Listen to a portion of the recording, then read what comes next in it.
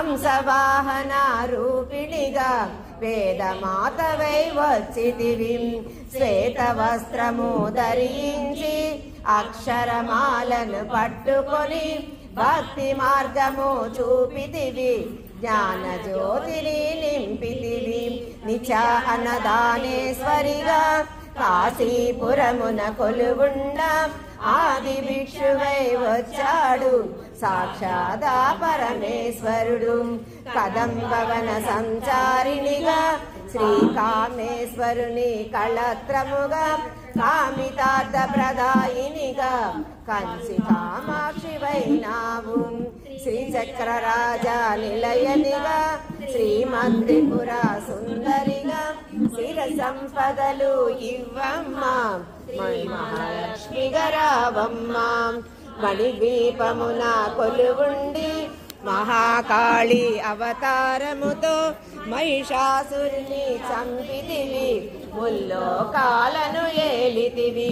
పసిడి వన్నెల కాంతులలో పట్టు వస్త్రపు ధారణలో పారిజాతపు మాలలలో పార్వతీదేవిగా వస్థితివి రక్త వస్త్రము ధరించి రణరంగమున ప్రవేశించి రక్త బీజుని హతమార్చి రమ్యక పద్మినివైనావు కార్తికేయునికి మాతవుగా కాచాయునిగా కరుణించి కలియుగమంతా కాపాడి కనక దుర్గవై వెలసితివి రామలింగేశ్వరు రాణివిగా రవికుల సోముని రమణివిగా రమావాణి సేవితగా రాజరాజేశ్వరి వైనావు ఖడ్గం శూలం ధరించి పాశుపతాస్త్రము చేబూని శంభుని శంభుల దుడుమాడి వచ్చింది శ్రీశ్యామలగా మహామంత్రాది దేవతగా లలితా త్రిపుర సుందరిగా దారిద్ర్య బాధలు తొలగించి మహదానందము కలిగించి ఆర్తత్రాణ పరాయిణివే అద్వైతామృత వర్షిణివే ఆదిశంకర పూజితవే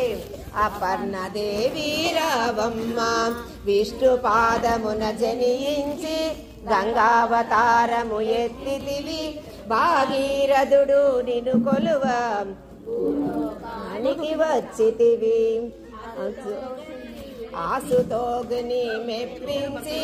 అర్ధ శరీరము దాల్చితివి ఆది ప్రకృతి రూపిణిగా దర్శనమిచ్చెను జగదంబం దక్షుని ఇంట జనించి సతీదేవిగా చాలించి చతుర్భుజం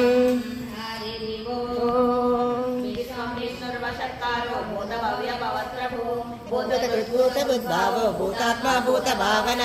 భూతాత్మా పరమాత్మా చ పురుష